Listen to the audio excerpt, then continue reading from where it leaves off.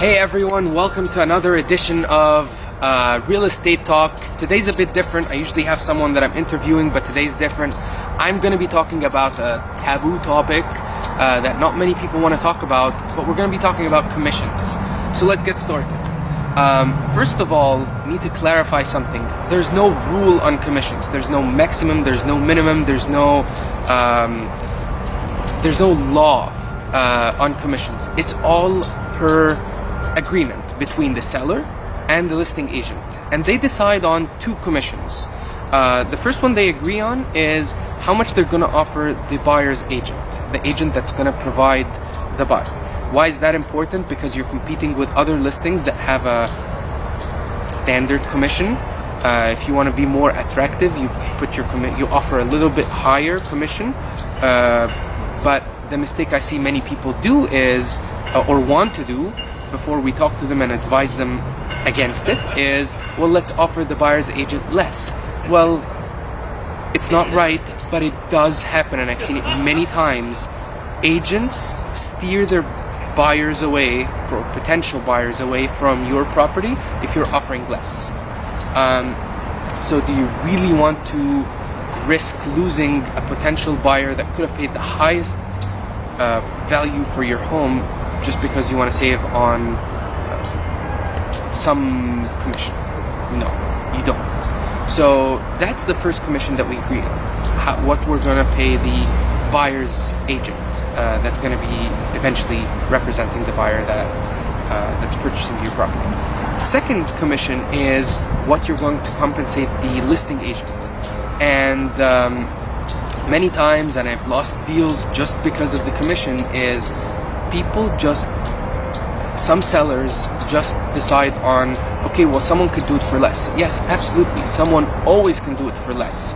If you look hard enough, there's someone that can do it for even less than that person. But are they offering the same service? Are they offering the same marketing plan, extensive marketing, high-end quality, or is it different? I'll give you an example. Many agents, unfortunately, take listing pictures with their cell phone. Happens a lot, more so than it should. So is that person being paid the same as the person that is having their photographer and paying thousands for professional pictures to show your property off in a good way?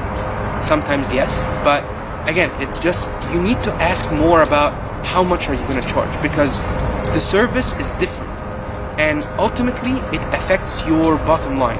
It affects how much you can sell your property for. So, and your property is, in many cases, the most valuable asset you have. So do you want someone to really get you the most for it, or just someone that could save you a bit of money but ultimately end up losing you more money? That's a question you need to ask yourself.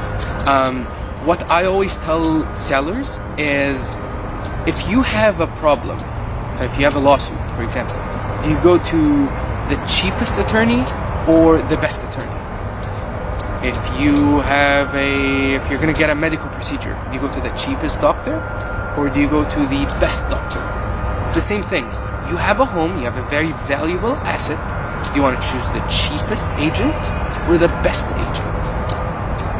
Some people want to choose the cheapest, and that's perfectly okay. But it does matter. There is a difference. So that's just some insight I wanted to shed. If you have any questions, I would be happy to answer anything.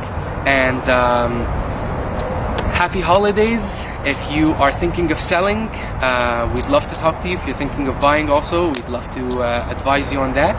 And again, happy holidays. We'll see you again next year.